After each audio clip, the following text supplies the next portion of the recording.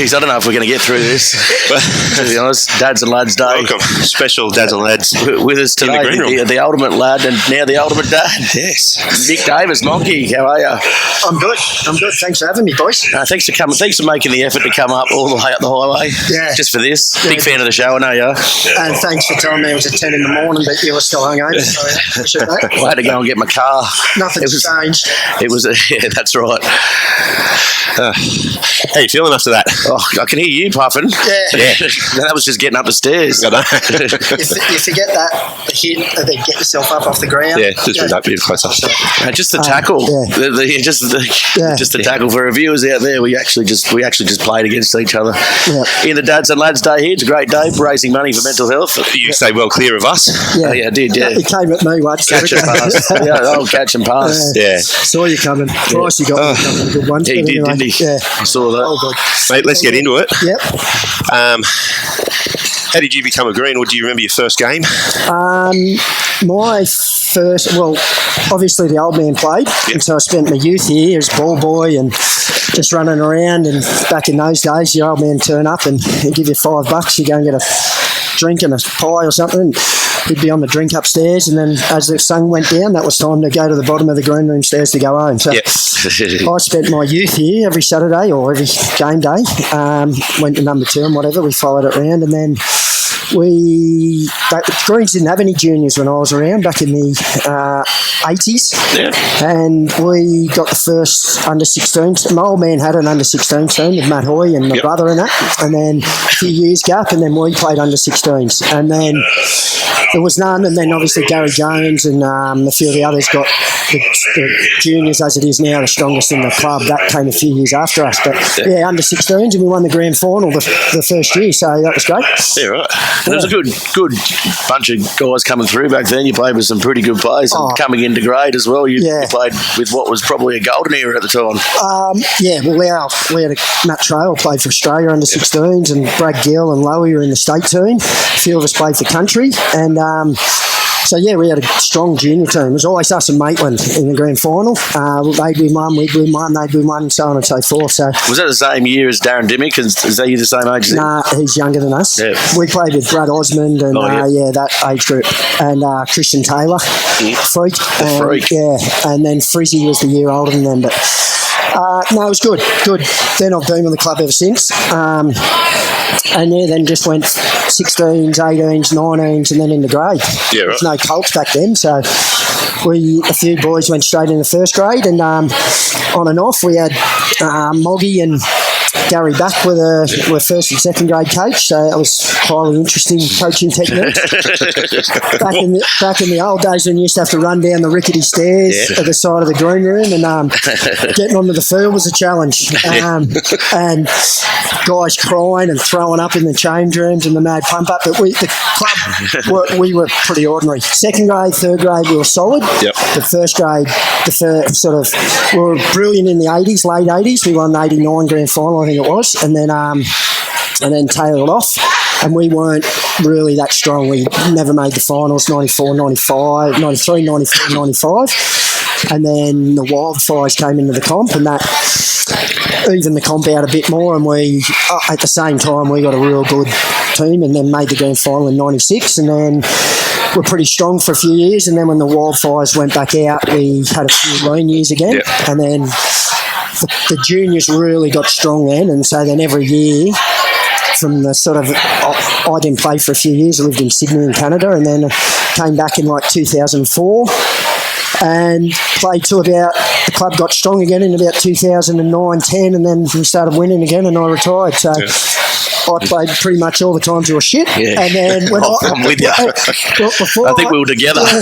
Before I started, we were hot. After I finished, we were guns. But we might have something to do with it. 2007, yeah, I was overseas that year. Wasn't it? It's 2007 was the year I was overseas. Yeah. So I played that year, I played the first 2 games in first grade that year, and then I busted my shoulder. And that was sort of the beginning of the end for me. Yeah. I did it a pre-season training the next year, and then did it in about the 3rd game the year after that, and that was just kept busting it. It was just hard to get time off work, and it was pulled the pin. So we made I'd had most of the year off, and then come back at the end, and just be a reserve in third grade when Cam Ainsworth and Jackie and Adrian Clark and that were running around in third grade. So we won a couple of comps there. So it was good. But still being part of the club, yeah. And you played in a grand final. Can you talk us through that? Talk us through the minutes. 1 to 15, I'd like to say I was the best on the field. 14 minute and 40th second, Stacey Sykes threw his head underneath my boot, and I got an early shower. So it's something I've had to live with. We were pumped. We'd never beaten Singleton. They were the best team. Obviously, they had Steve Merrick, who's probably the best player that I ever played with or against. And yeah, I was 22, I think, or 21 or 22, and I was just that pumped. All I'd ever wanted to do was play in first grade for the Greens and make a grand final, and we got there, and I think I was just a bit pepped up. I was running around just fucking belting. Just a bit excited. Oh, I was, mate. I was outside centre. I was running in to belt guys, one off the ruck, and just got the better of me. And I mean, I only got 2 weeks suspension. There was video that it was, I had my head up and I stepped back in a ruck. Rule number 1 for backs, don't go into rucks. Yeah. It was accidental. I did stand. And it was Stacey as well. I know. Like, I mean, had it been him, had it known it was him, I might have done it properly. But it was accidental. I got 2 weeks suspension. But like, the referee sent me off. Bruce Cook was one of the greatest knobs that's ever graced a rugby. He's sent me off a few times as well. Had a massive dislike for me. Went away a few country weeks, and he was the ref that came with us, and he was just a right tosser. And so anyway, he runs Oceania Rugby now. Yeah, whatever.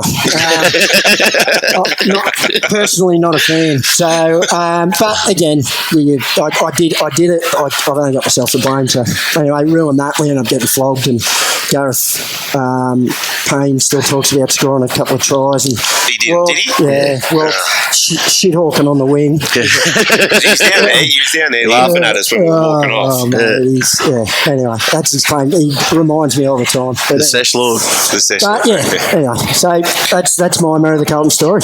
What about I mean, you've obviously that's a good memory in itself. You probably would have been last man standing anyway, I'd imagine, after the shenanigans went on. But what are some of your best memories?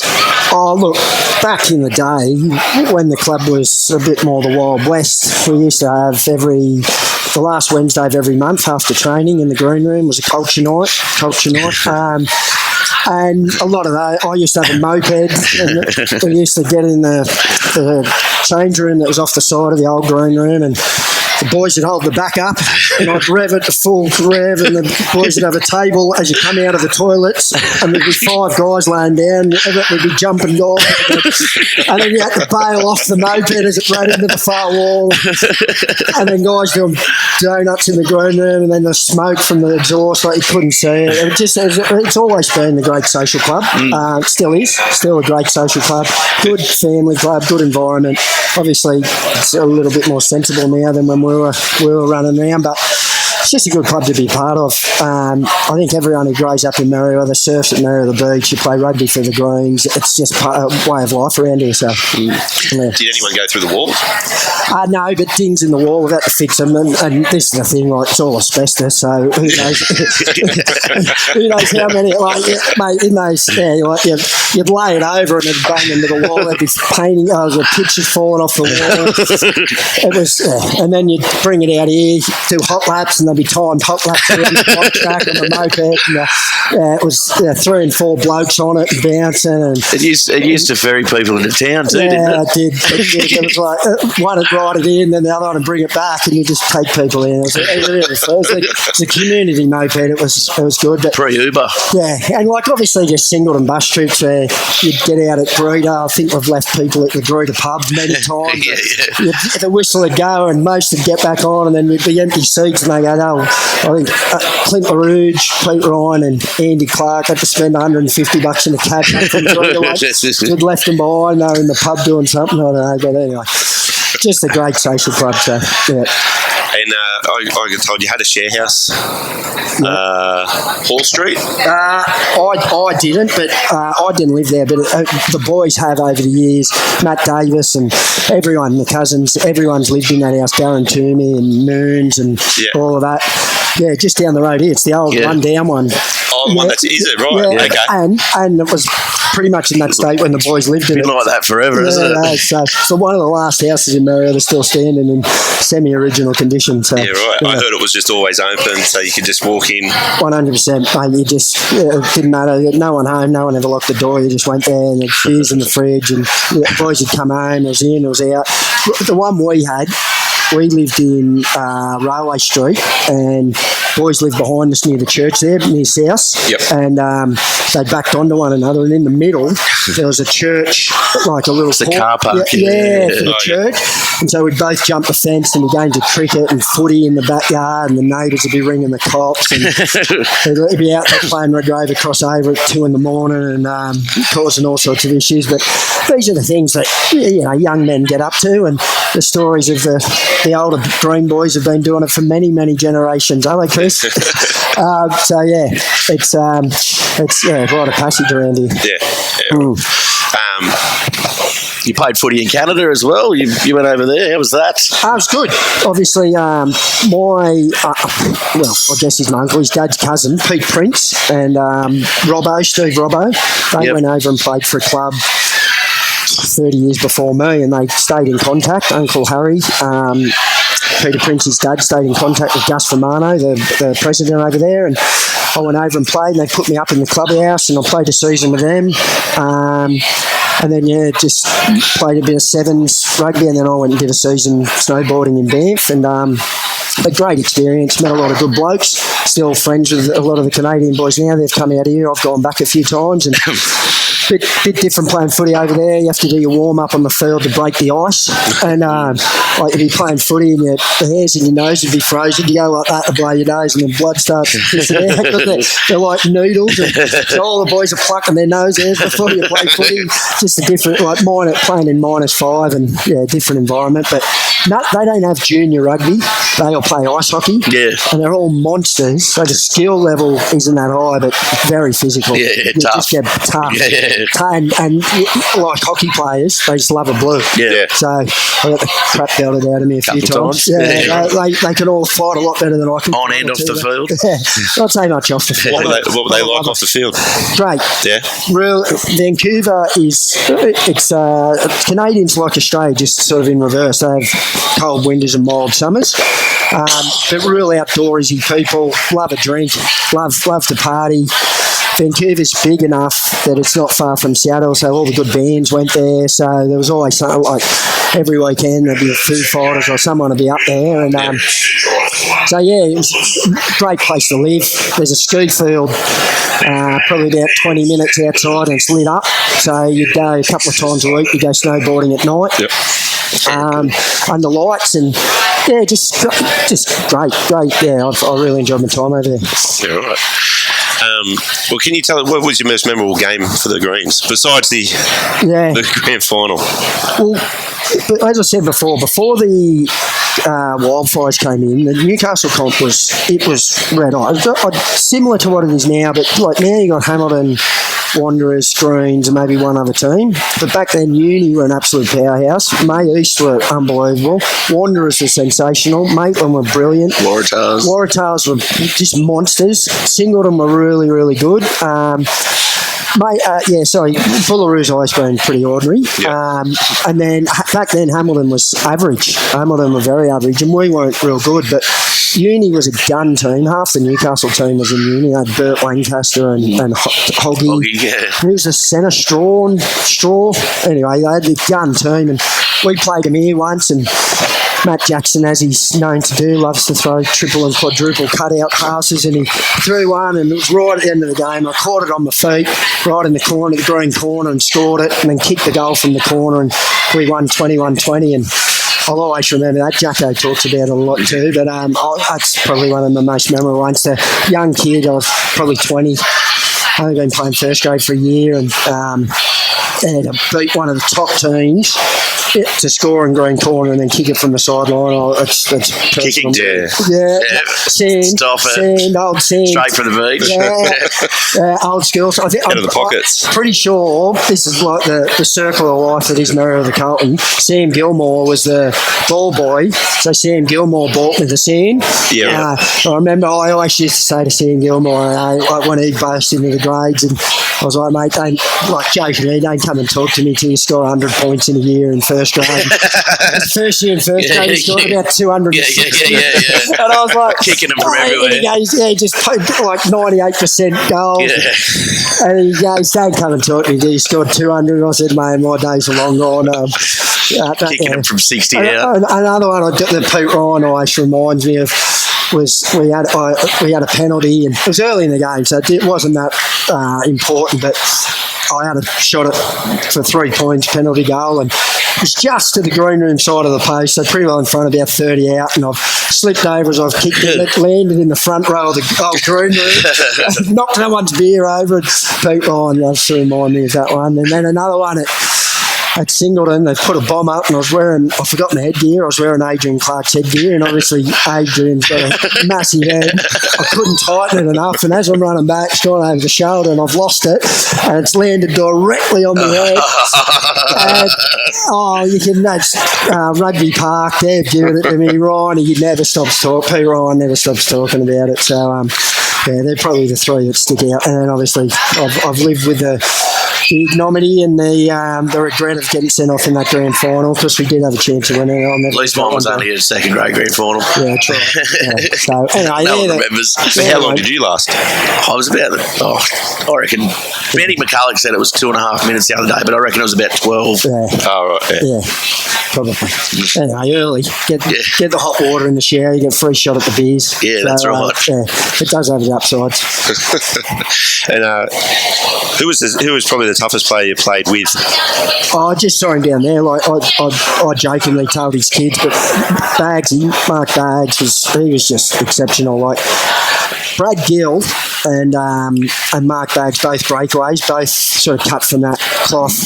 Back when we played, breakaways were supposed to be 6'6" and an extra line-out jumper. Yep. And then those two nuggets, but the best ball pilferers, like if you made a break or something, you went down, like you got tackled. By the time you hit the ground, they were already cleaning out or picking up and then they both sort of retired, and then obviously your Phil Wars and your George Smiths came through, and it was a nugget, like the ball pilfering breakaway. Like they were that 10 years before it was cool. Yeah. Adrian Clark, he was hard as nails. And then the best player, Wayne Johnson, a guy who played with us, he came down, he hurt him. I think he was signed to the Broncos. And he played 1 year, didn't he? 2 years, I think. He busted his shoulder, and they went. He lost a bit of confidence. They went, look, just go and play some club rugby or club footy, and he moved down here and he played, mate, and just untouchable. Multiple times I saw him beat 13 blokes to score. You try and support him, and you wouldn't know where he's going. Like he's just big boy, skinny legs, like Aboriginal guy, and just that Aboriginal skinny, like Latrell Mitchell. Yeah. Massive just so strong upper body, and just bumping. Like he was the best back I ever played. He was like just exceptional. When was that? That was 95 and 96. And he played for the Broncos before that, didn't he? Yeah.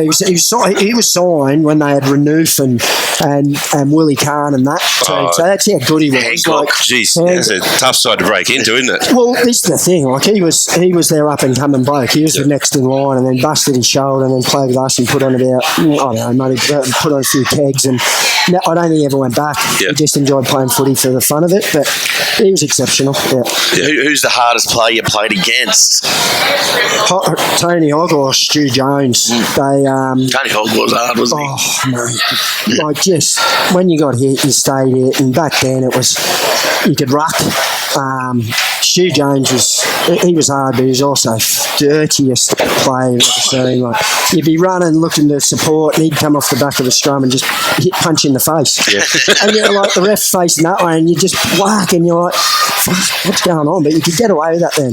Yeah. And if you come out of a rut and your hand was on the ground, it got stood on every time. You sort of had to get up on your elbows. And then if you laid there, like even if you weren't near the ball, like every one of us finished the game with the train tracks down the back, and then you'd go in and we'd all be screaming like little kids when they put the fried balsa on it because you didn't want to get infected. You'd have grown men in there carrying on like they like business. But they, like Stu Pinkerton, I played with him and against Stu. He was skillful, but just clean. Stu's one of the nicest humans on the planet. There's no mongrel in him, but he was probably one of the best. Yeah, Benny McCulloch said that the other day. Yeah. Just no mongrel, just talented. But Stu Jones and Hoggy, and then the best I ever played with or against easily. Steve Merrick. Chris Needer for the third time. Easily. We'll get you on soon, Chris. Don't worry. We'll get you on. Easily Steve Merrick's the best player. Like he's probably the best player that's played. Made the Wallabies from Singleton. Pretty amazing, isn't it? And then he just gave it up. I went to a luncheon where he spoke just before Joey. Yeah. So it was like chalk and cheese actually. That was a good lunch actually. He was obviously the halfback in all the country weeks we went away, and I was fortunate enough to play 5'8" a few times with him, and just you'd be there and you're about to take the first step and the ball's already in your hand. Like if you put your hands up a bit, you'd hit there. If they put them down, like the pass was a bullet and was so accurate. And but he was the same amount of money he was offered to play rugby. He was offered for life in the mine. So, and he's a through and through Singleton country boy. Yeah, travelling to Sydney and travelling around, having to move to Sydney and travelling around the world just didn't appeal to him. He just wants to drink down the Royal and ride motorbikes. You know what I mean? Like he did what was right for him, but massive. Like this day and age, it wouldn't happen. Like you couldn't make Australia from country. No way. But he was just that shows the level of how good he was. Like he was exceptional. And what about the who was the best off-field performer? There'd be a few. Mate, I grew up in the golden era of off-field performance. Usual suspects. I always could have a bit of Doug Murray and Bagsy and Brian Fisher, Pete Ryan. One of the guys who he's moved to Queensland, David Mooney, one of the most giftedly talented 5'8" you've ever seen. Love the drink. Darren Toomey. So we grew up in a golden era. Hard to pinpoint one. We all liked a good time. It was never a bad night at the Greens. Never a bad night. Didn't matter where you went, whether it was in the town, in the fannies, or back then it was Jackson George, the old Casbah, and Jackson King, and or just back to someone's backyard talking rubbish. Yeah. So it's a very social club. Great. I'd like to give you a couple of examples, but I don't remember too many of the nights. So, but good drinking culture. Yeah. Speaking of that, okay, we've come to the end of. You got any more questions? You got anything off the? No. I know you prepare well for these things. No, I'm still puffed. Well, we've had a chat this week. Just to acknowledge everyone. We used to live together. So, did you? Yeah, we lived you didn't tell me that. Yeah, we lived together for ages. I'll tell you the story of how it happened. I was living at Harley's place, who used to be involved with the Greens, owned a sport shop. We're at the big day out together, and we're just staring vacantly. And we just started talking. He said, just come move in with me. I was like, yeah, sweet. Yeah, that's how it happened. That's how it happened. We lived together for about 4 or 5 years, and not one of those stories is able to be aired. Our parents lived behind each other, so on every Tuesday we go up to our parents for dinner and take our washing up. Well, grown men take our washing up and then get a lift home together. Yeah, then the mothers would be talking over the back fences. I'm worried about Michael. I'm worried about Gary. No, they're all right. So, anyway, backstory. That's another backstory. But, yeah, right. Yeah, you never told me that. Yeah, no, there's no... we were pretty quiet then anyway. Yeah, sensible. Concentrating on our careers and whatnot. Yeah, a lot of backgammon. Last question before we probably have to get back out on the field. End of season trip. We can go on end of season trip. The three of us are going. Who's got to pick first three on the bus with us? I have to take Peter Ryan. Peter Ryan is responsible. He's got his own theme song. He's got his own theme song, that's correct. I wrote that theme song. So, but Pete Ryan, for the good parts of me, mum and dad are responsible. For the real parts that no one liked, Pete Ryan created that. So, if you've ever had the misfortune of seeing me quite drunk, that's Pete Ryan. So Pete Ryan would be on board. I think I'd take Tim Partridge. Hardo and I are good mates, and he's a good laugh. And late in the night, it's good to have a laugh at his Snowy Brinkman. and Hardo's next get rich quick scheme. I always like those. And then probably Mick Gill. Mick Gill's he's torturous to most people when he's drunk, but he's the best. I had a little bit in the creation of Mick Gill. He was my little under the wing one, so I'll take the grandpa, me, and then the protege, and then Timmy Partridge as well. So that's it. That's beautiful. Yeah. That sounds like a good time. It'll be let's hope we don't end up at the Gaslight in Sydney, sitting on the stairs telling stories about broke. Yeah. Well, I think you and me are up next, I think. No worries, Timmy's just loping around there. He's down there. Yeah, right, we'll go and do this. Thanks for having me, boys. Thanks for coming on, mate. Obviously, thanks to Steel City, too. Yeah, thanks to Steel City. On your Hoya. Good on you, mate.